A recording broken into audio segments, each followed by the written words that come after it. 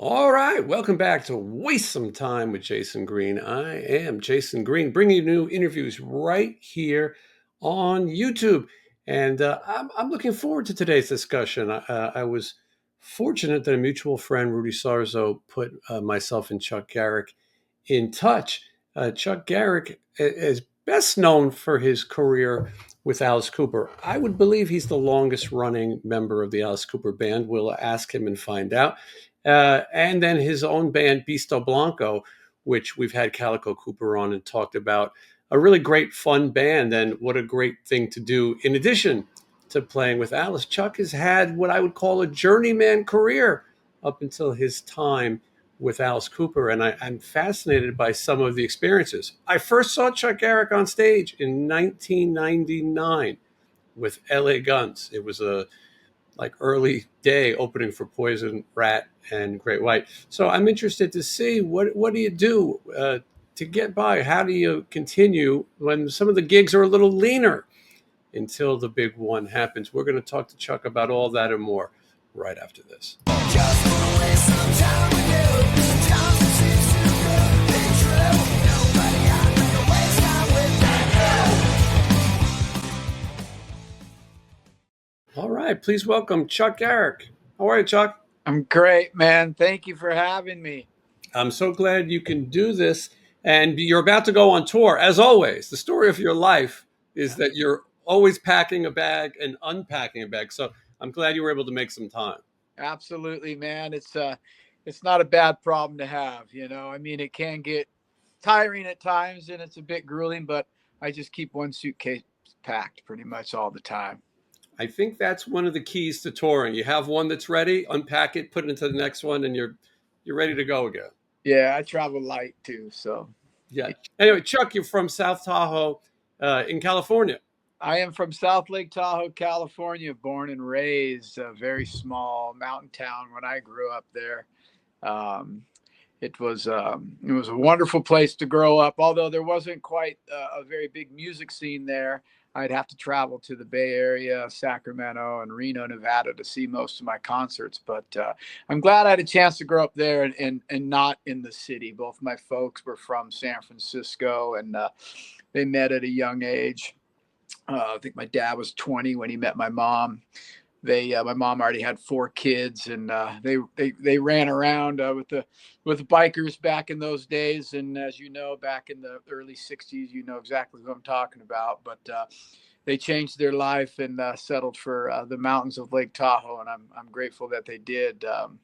That's where I learned a lot about just growing up, and that's where I found music, and I love it. I still miss the mountains. Did your parents listen to music that influenced you? My dad was a big bluegrass player. He loved to play the banjo, and he loved the story of the old Civil War stories, things like that. He played bluegrass, but it wasn't until later in my life when I started to get into music that he started to kind of get into it. But it was always around. I grew up in the '70s. I mean, it was hard to avoid. I had 2 older brothers that, loved Sabbath and Queen and Ted Nugent and all that stuff. So they would bring me cassettes and records to play and things like that. So we were always listening to music.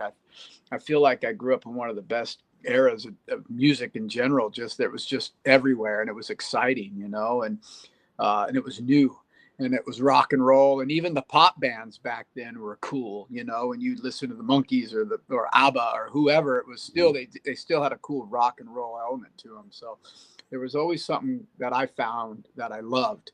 So I listened to everything that just I could possibly get my hands on as a kid. I was absolutely terrible in school. I didn't understand it. I just didn't get it. I was always behind. Um, but it was music that sort of gave me a purpose, and it gave me a connection. So when I found that, I instantly had a better time with school and with friends at that time.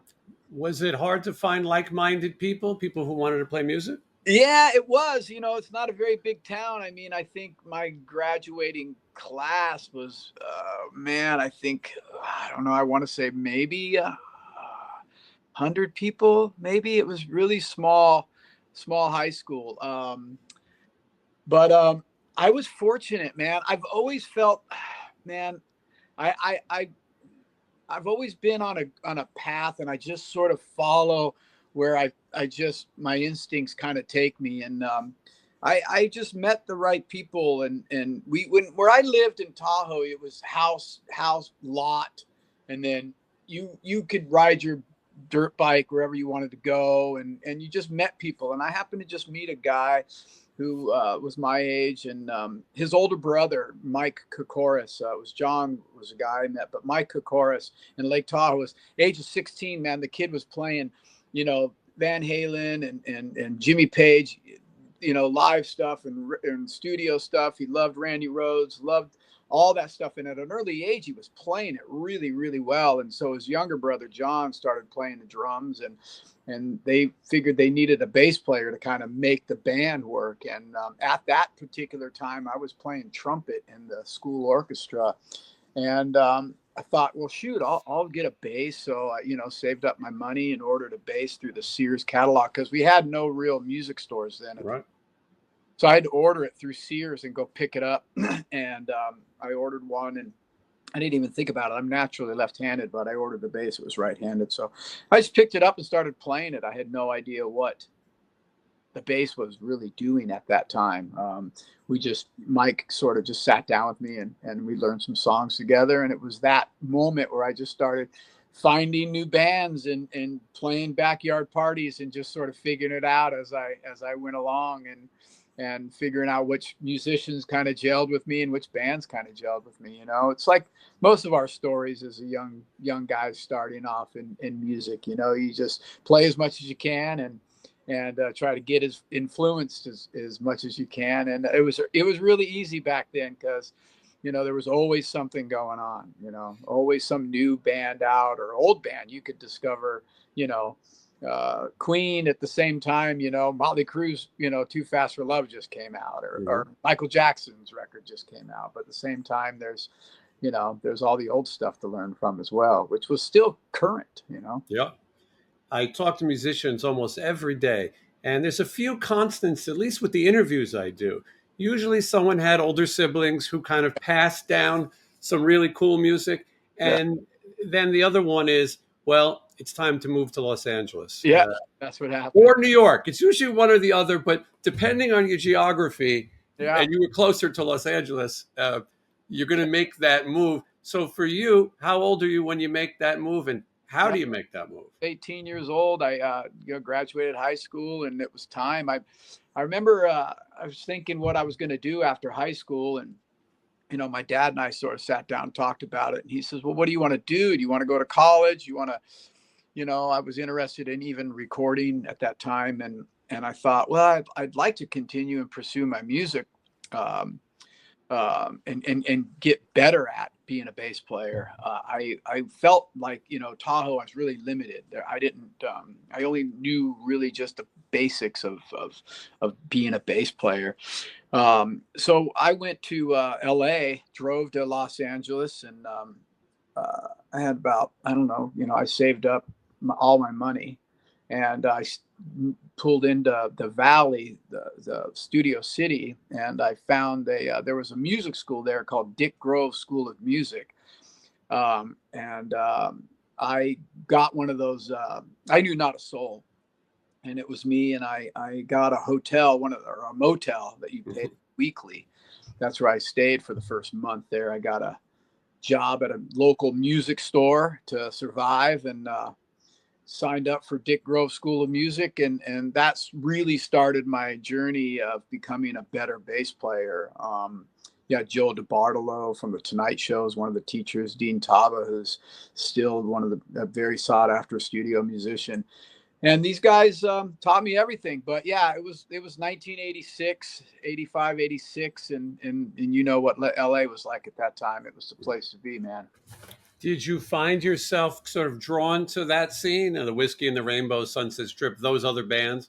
Yeah, I did. I definitely did not fit in. I was definitely the outcast. I was, there's that story, that video of Axl in Welcome to the Jungle, and he walks off. He's got his hat backwards, and he just looked like he was from a different place. And I was the same way. I didn't color my hair black or, wear the same clothes then. I just didn't, that just wasn't me. I was just sort of like this Hesher stoner rock kid, who loved Sabbath. And I really loved Metallica at the time. I remember seeing them and on the Kill 'Em All tour in San Francisco a couple of times. And I love that kind of stuff. But I also, love to be in a band. So I kind of started to fit in a little bit and find my people. But, I just played around as much as I really could and never really made a name for myself in the 80s with anybody that did much of anything. But we did play Gazzarri's and Whiskey and the Roxy and Country Club and things like that. But most importantly, I didn't realize at the time I was making connections with people. I was, meeting the right people at the right time, or at that time. But little did I know that it was going to take a couple of years, that when all those friendships would start to kind of, find their way into my life. And you don't know what the plan is yet, but you know that there is a plan in place. And that's sort of what was happening for me in Los Angeles. Was there a show? Everyone who's lived in LA around that time in the music scene has that one show that they saw that's just totally insane. At least when we talk about it now, is there anything that stood out to you? Not in Los Angeles, man. For me, it was seeing Metallica in the clubs in San Francisco. That was a really cool event for me to see them as just, Steve Cliff Burton in a club, and it was unreal, man. Those guys were insanely great, and you could see why they were on that trajectory they were on. But oh no, I take it back. I saw Rage Against the Machine at Club with No Name. A band I was in opened for them in the early '90s, and they were insane. It was really cool watching that, because I was not a fan of that rap style rock, but man, it was hard not to get into those infectious rhythms and grooves and songs that those guys had. So that was one band that really captured me live that I was not expecting. Yeah, it's the fun thing. Sometimes we see these bands and you have no idea, they're going to become a household name because you're just seeing something another day, Yeah. another show. You've described yourself as a working class guy. You always sort of kept a job. It wasn't okay, this music thing, I'm set. It was, I'm going to keep working. Yeah, I've always been that way. That's just my nature, man. My dad was that way. I mean, we always worked. When I was a kid, we were either, we fixed everything around our house, cars, and if the roof needed new shingles, we put them on. We had all four seasons.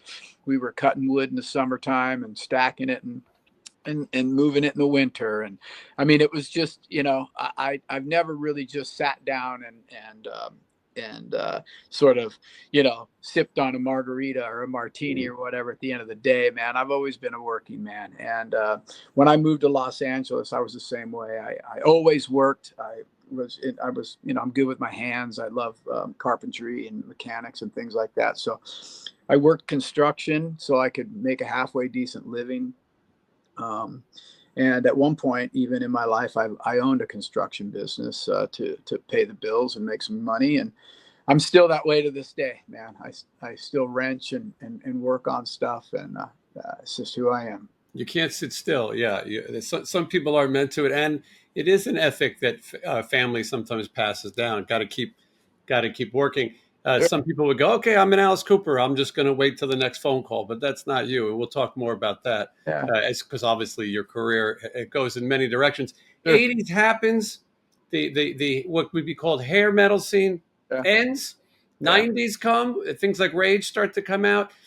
Is there a part of you that goes, well, maybe I'm just content being a working guy. Maybe music's not going to happen. I never really thought music wasn't going to happen. I just thought maybe there was just a time to sort of shift the energy. I use this analogy a lot, when you're searching for something on Google and you're like trying to figure something out and you're not getting what you want. And you have to change your search. What you're typing in has to change in order for you to get the answer. And that's what I needed to do. I was not enjoying it anymore at that time when those bands were coming out in the early 90s. I wasn't finding my way. I felt like I was sinking lower. and having a harder time surviving. So I did move back to Tahoe. I was married at the time. I started a family. I started my construction business there. I had my daughter there.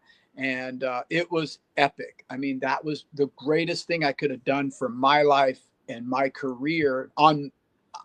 I did not know this at the time, but it was what I needed to just sort of shift into a new me and just recenter myself and figure out what is important to me. So when I was raising my daughter and working at my construction business and still jamming with other bands and stuff in Tahoe, I was honing in my skills, listening to different music, and never really gave up on it so much.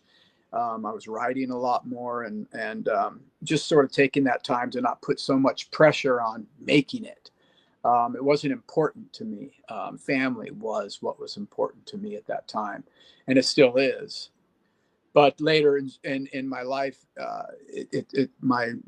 my wife and I decided at the time there that we were going to separate. We got divorced, and at that time I found myself ready to go back to Los Angeles, and so I took my daughter with me. I had custody of her, and we moved to Los Angeles together. And ended up going to recording engineering school, which is something I had a passion for as well. So I wanted to learn more about that, and that's where I got the LA Guns gig I heard you mention earlier. So I moved back to Los Angeles. It was like 1999, I think it was, and it was when I landed the gig with Tracy and the guys. You started to know everyone, especially in the Yeah, recording business. You're around, people start to come. LA Guns has had, 200, 300 members by now. Some have been on this show, many.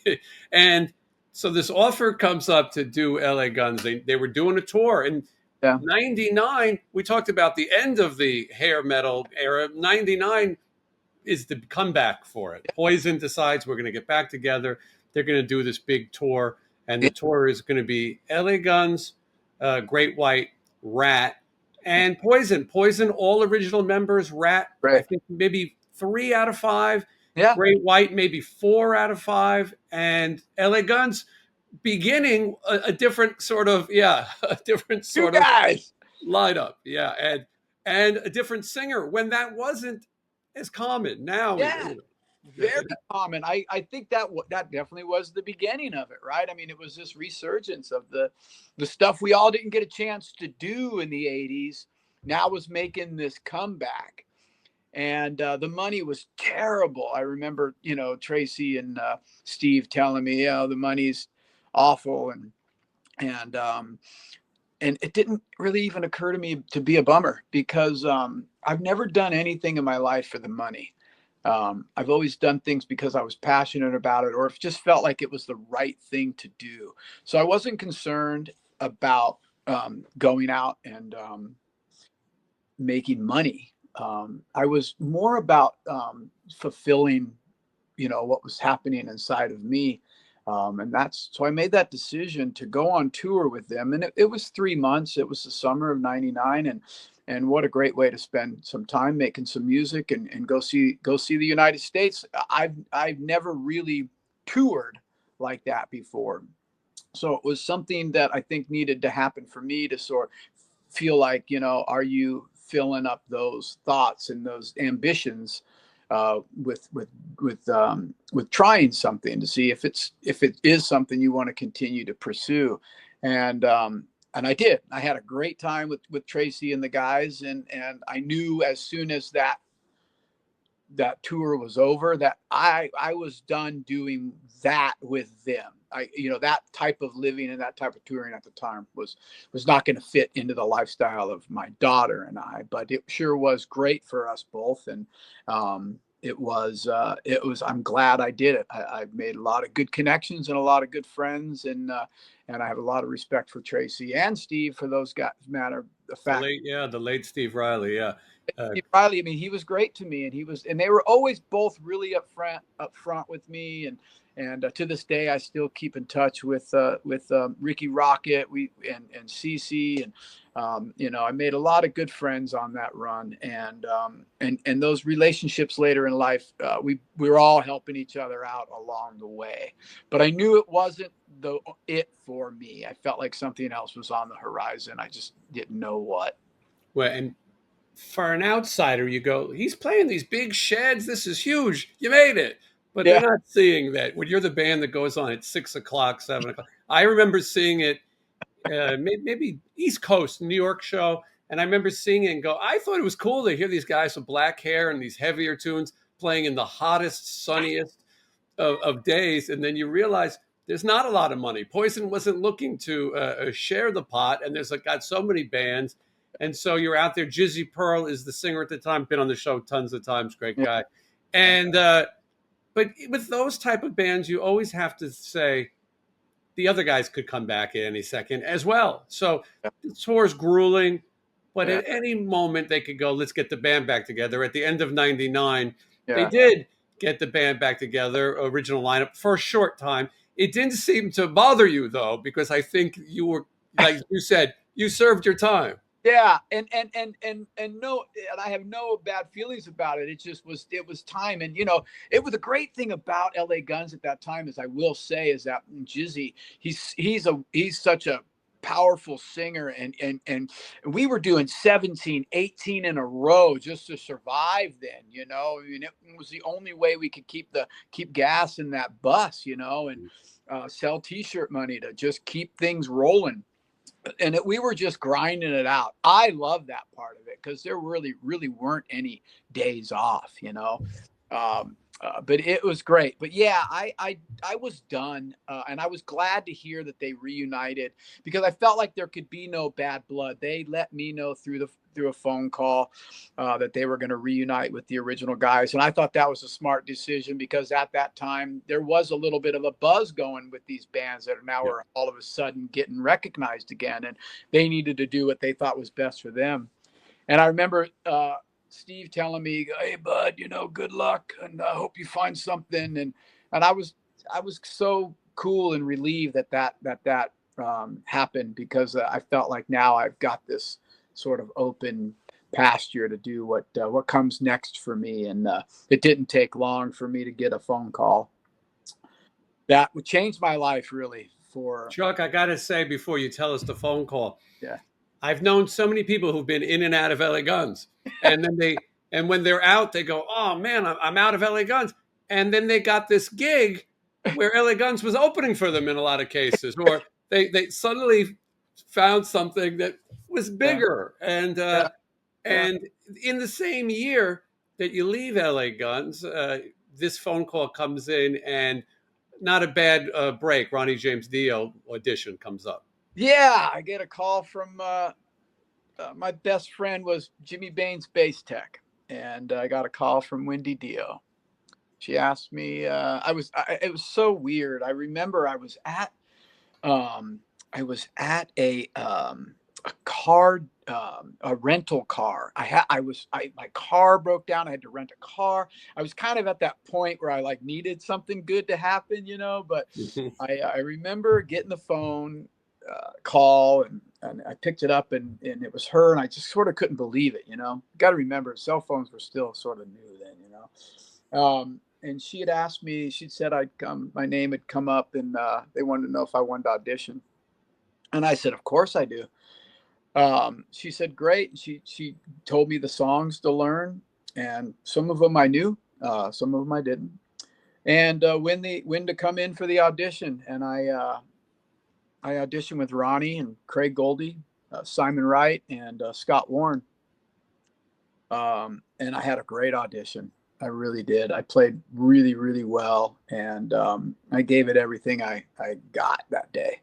Um, and Ronnie asked me on the spot if I wanted to go to Europe with them and play with Motorhead and Man of War. And I'd never been to Europe at that time. And there's a great story here.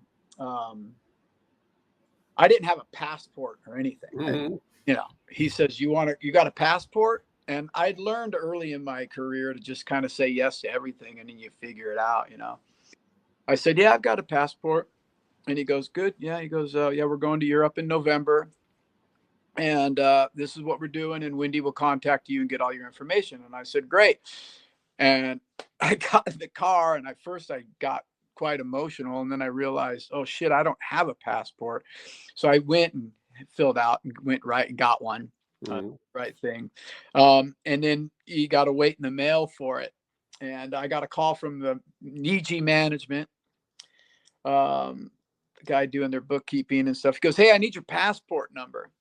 And I just checked my mail that day, and sure enough, there it was. Nice when things work Came in out. the mail at the right time, Mhm. and I'll never forget it. It was like September 20th or something like that, and he had said, "What was the date, issue date?" And I said September 20th. So I was like, "Yeah, close call," but it doesn't really matter. I had it, and I figured it out. And on my way to Europe, I go with Ronnie and opening up for my favorite band, Motorhead. Yeah, what an amazing time! I saw that tour multiple times. I was fortunate to work with Lemmy on a movie called Romeo and Juliet, and Lemmy was the narrator, and he was such a great guy. I've had Mickey D on the show, and we've talked at length about Motorhead. But as far as Dio goes, this was a little bit of a strange time for Dio Yeah. because he had this Magica concept, which was his concept Well, album. Good.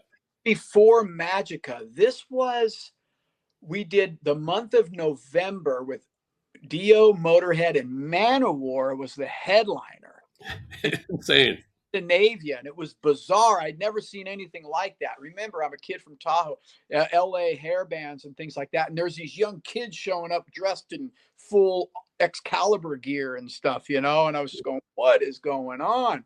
But I loved it, and it was a great experience for me to play, you know, first of all, not at 6 o'clock when the crowd's rolling in, but in a, you know, in a packed, you know, type theater place or arena, if you will, or smaller arenas, couple thousand kids showing up and going crazy and wondering why I'm not Jimmy Bain and me just learning to really become a bass player for a guy who it's at a different level than LA Guns. No disrespect, but Dio has this career and he requires you to be at a certain level each night. And if you're not, you're going to hear about it. And I never wanted to hear about it. I just wanted to play A plus every night, give it the best I could.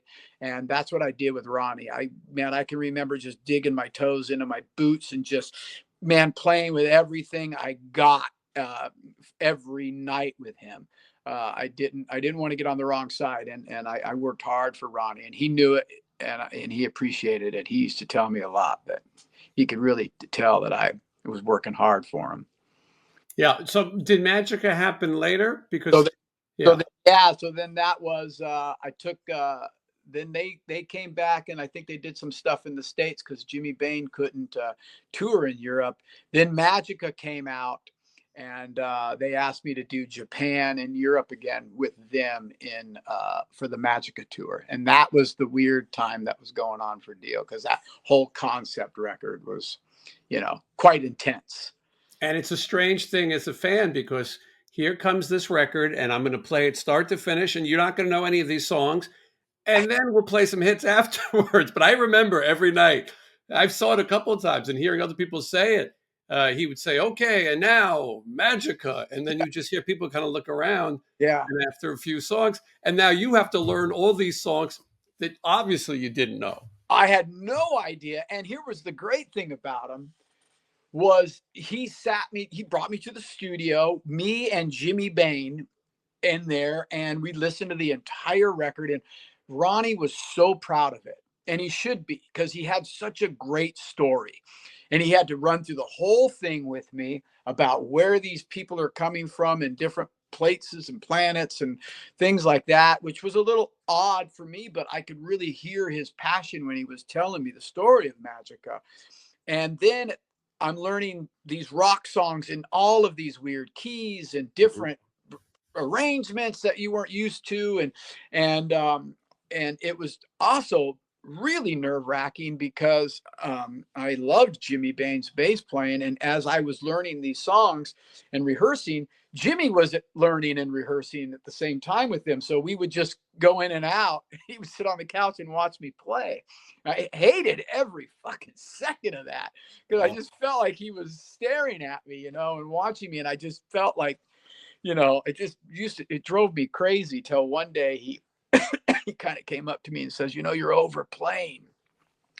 you're trying too hard. Just don't worry about playing all of that stuff. Just kind of play it a little basic. Like, I play it like this. You just put your thumb on the G there. You don't have to do all that stuff. And, and I kind of was like, all right, he's right. I'm really trying to play it just like the record, or, some of the Rainbow stuff, just like the record. But that's just in my nature. But we ended up becoming really great friends, Jimmy and I, and I learned a lot from him, especially tone wise, how to get that tone that fits Dio so well. You were sort of this is School of Hard Knocks. This is the real education to the music business. You sort of in the 80s and early 90s, you watched it sort of as a passerby.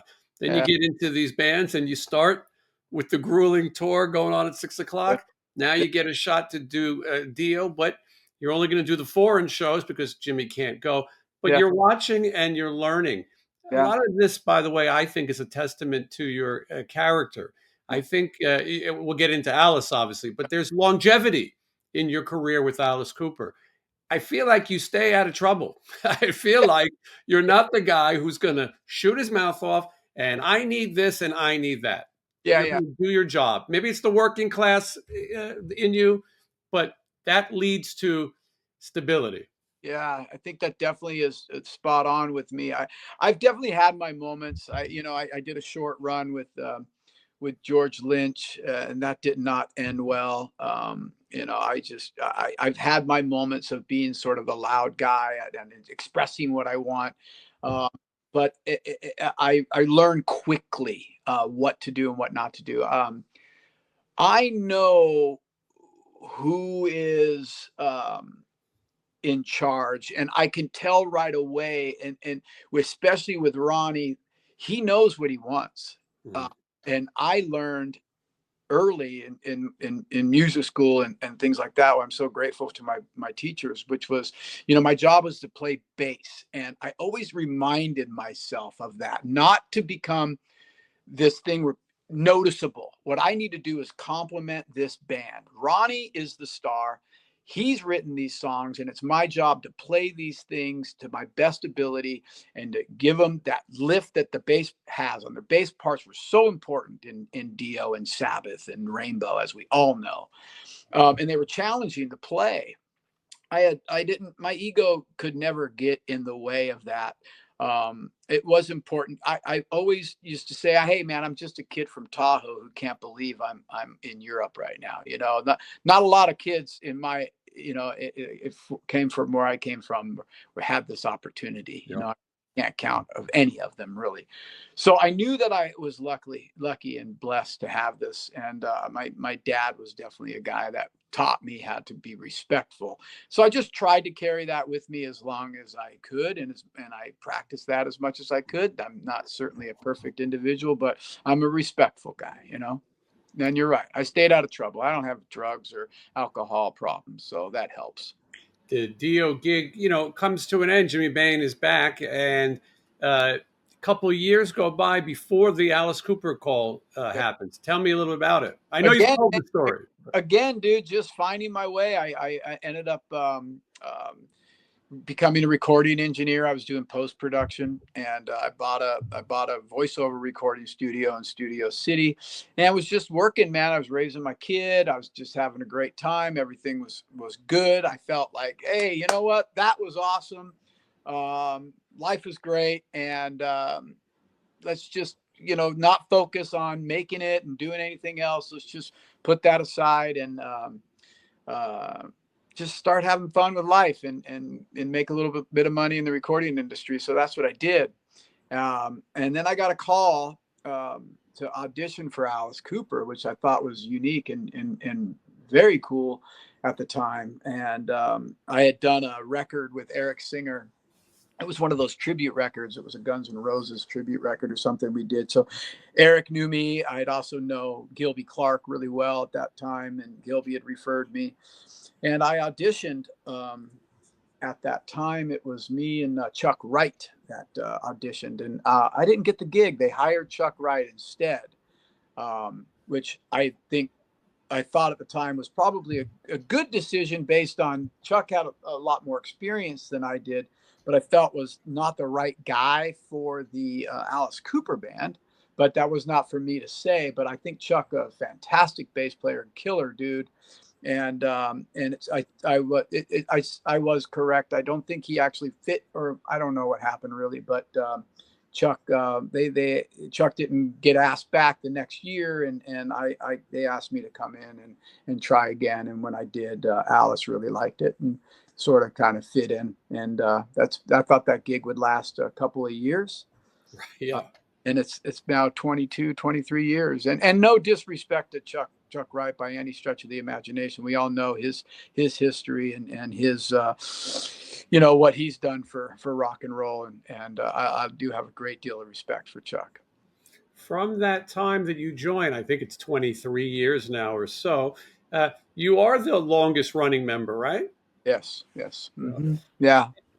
And, you know, by the way, Alice Cooper has got to be one of the coolest guys in the world. Talk about having a boss who he travels on the bus with you. He doesn't, it's not I'm Alice Cooper, the rock star, right? Not by any stretch of the imagination. They're talking about a guy who's now 77 years old who loves what he does, and he's always trying to make it better. I've never seen him phone it in, man. He goes out there and he gives it everything he's got every single night, no matter if we're, playing Vakken in front of 80, 90,000 people or we're playing a small theater. The guy is a true professional. He loves what he does. He believes in what he does. He reminds me a lot of Ronnie, where they really know exactly who they are.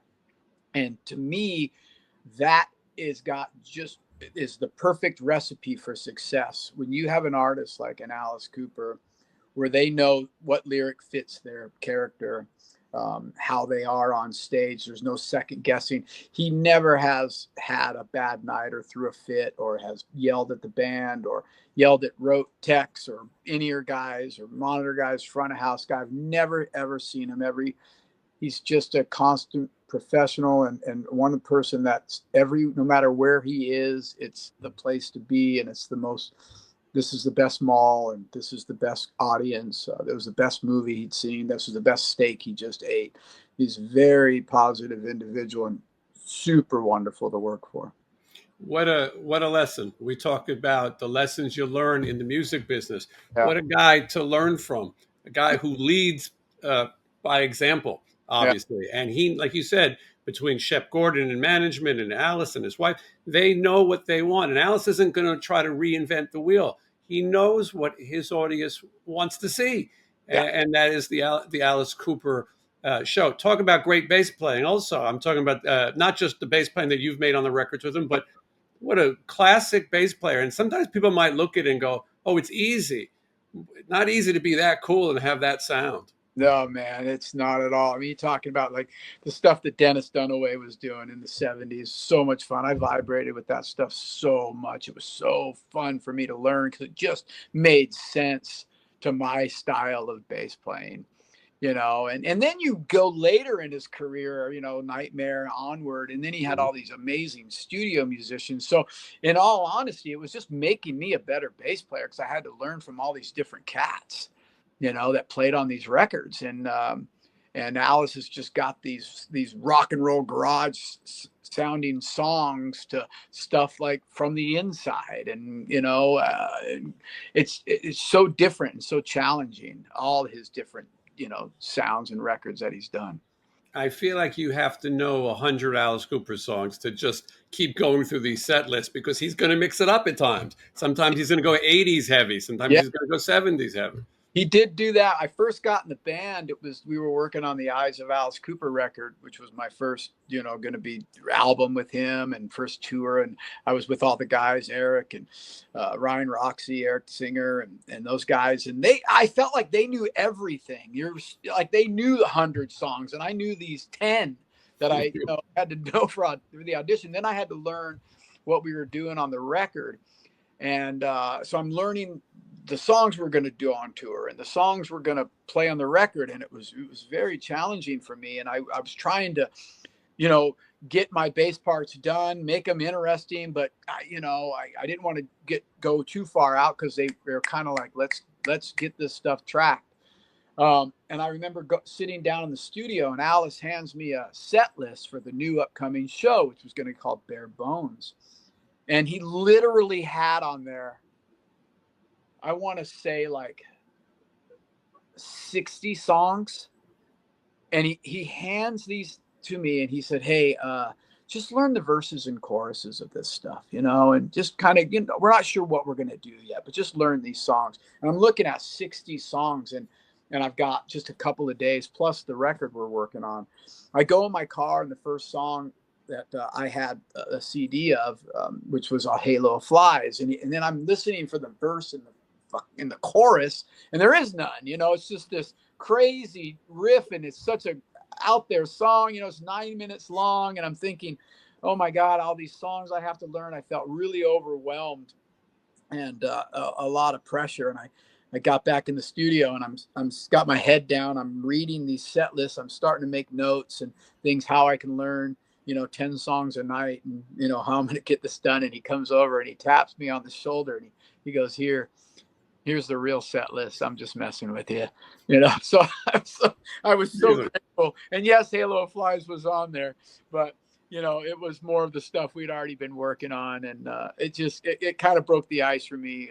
Alice said the greatest compliment to me that day was, he knew he could mess with me, and he also said, Chuck, it's been seamless having you. It's like you just came right in and filled these shoes so nicely, and we're moving forward with the record in good time, and we're also getting through rehearsals in a good time, and you're doing a great job. And that was the only time he ever said that. And then every other time now, it's been like, hey, 7 a.m. lobby call for golf. So he knows what he wants, and at this point, it's a give.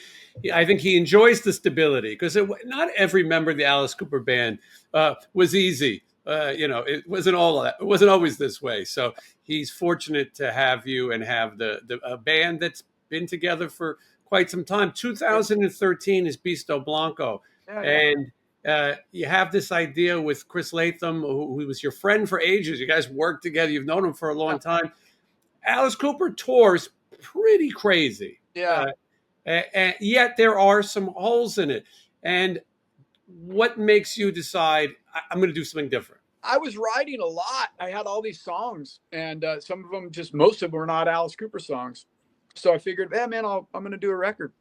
And we created the Beasto Blanco band, and wrote a couple songs where I was kind of singing these higher girl parts as well, and I just kind of wanted it to sound like Motorhead and Plasmatics and Zombie, whatever, and just was missing one element, and I called Calico Cooper up as well to come in and sing backgrounds, and that was the moment I knew that was supposed to happen. And she came in there and crushed it vocally. She's got such a great range, and everybody's just got along so well. We sort of just doing it to have fun, and it's turned out to be 5 records, and one live album, and many, many, many, many tours. It's been a great band. It's been a lot of fun to be part of.